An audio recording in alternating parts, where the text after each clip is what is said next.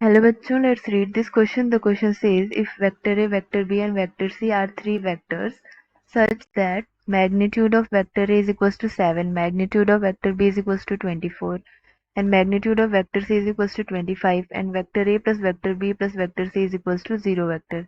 Then find the value of vector A dot vector B plus vector B dot vector C plus vector C dot vector A.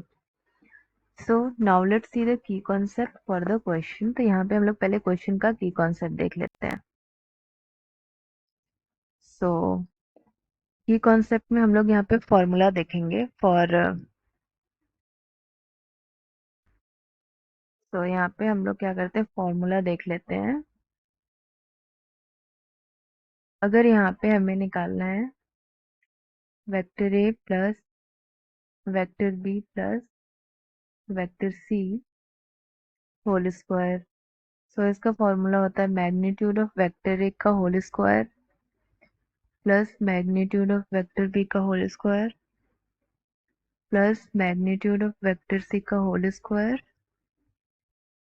Plus 2 vector A dot vector B plus vector B dot vector C and plus vector C dot vector A.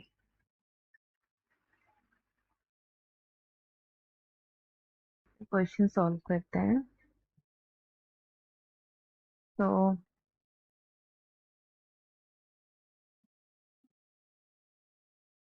यहाँ पे question में हमें दिया हुआ है it is given that कि हमारा जो vector A plus vector B plus vector C की वैल्यू है वो क्या है, 0 वेक्टर है.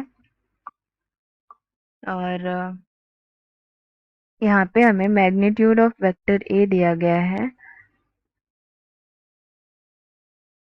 पे हमारा मैग्नीट्यूड ऑफ वेक्टर ए क्या है, 7 and magnitude of vector b is 24 and magnitude of vector c is 25 and we have to find the value of vector a dot vector b plus vector b dot vector c and plus vector c dot vector a. तो अब हम लोग इसको solve करते हैं. तो यहाँ पे हमें निकालना है.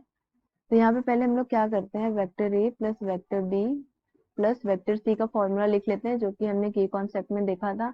तो क्या हो जाएगा, मॉडुलस ऑफ वेक्टर ए का square plus modulus of vector B का square plus magnitude of vector C का square and plus 2 into vector A dot vector B plus vector B dot vector C and plus vector C dot vector A. यहाँ पे ए हो जाएगा vector A. तो अब यहाँ पे vector A plus vector B plus vector C की value तो 0 है. तो ये हमारा क्या हो, 0 वेक्टर है और 0 वेक्टर का स्क्वायर हमारा क्या हो जाएगा, 0 इज इक्वल्स टू, या फिर इसको हम लोग ऐसे लिख देते हैं. तो यहाँ पे क्या हो जाएगा, मैग्नीट्यूड ऑफ वेक्टर है हमारा 7 है तो यहाँ हो जाएगा 7 का square. Magnitude of vector B क्या है, 24 है तो यहाँ हो जाएगा 24 का square and magnitude of vector C 25 है तो यहाँ हो जाएगा 25 का स्क्वायर एंड प्लस इसको एज इट इज रहने देते हैं, vector A dot vector B plus vector B dot vector C and plus vector C dot vector A. अब इसको हम लोग सॉल्व कर लेते हैं. तो एलएचएस में तो 0 हो जाएगा एंड यहाँ पे क्या हो जाएगा, 7 का स्क्वायर 49 प्लस 24 का स्क्वायर 576 एंड प्लस 25 का square 625 and plus 2 vector A dot vector B and plus vector B dot vector C and plus vector C dot vector A. अब यहाँ पे हम लोग इसको ऐड कर लेते हैं सारे वैल्यूज को ऐड करने पे हमें मिल जाएगा 0 इज इक्वल्स टू 1250. अगर हम लोग इन तीनों 49 576 और 625 को ऐड करेंगे तो हमें 1250 मिलेगा. Plus 2 into vector A dot vector B plus vector B dot vector C and plus vector C dot vector A. अब 1250 को आरएचएस में ट्रांसफर कर देते तो minus 1250 is equals to 2 into vector A dot vector B plus vector B dot vector C n plus vector c dot vector a। तो अब यहाँ पे हमें क्या मिल जाएगा, यहाँ पे इम्प्लाइज दैट लगा देते हैं। तो यहाँ पे क्या मिल जाएगा, यहाँ हम लोग लिख सकते हैं vector a dot vector b, हमें यही वैल्यू भी निकालनी है। Vector a dot vector b plus vector b dot vector c and plus vector c dot vector a is equals to minus 1250 upon 2।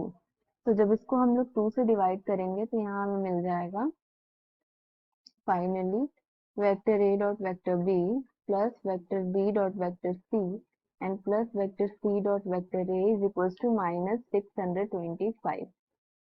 And ये हमारा क्या हो गया, इस क्वेश्चन का आंसर हो गया। हमें इसी की वैल्यू निकालनी थी। तो this is the right answer. Hope you will understood it well. All the best.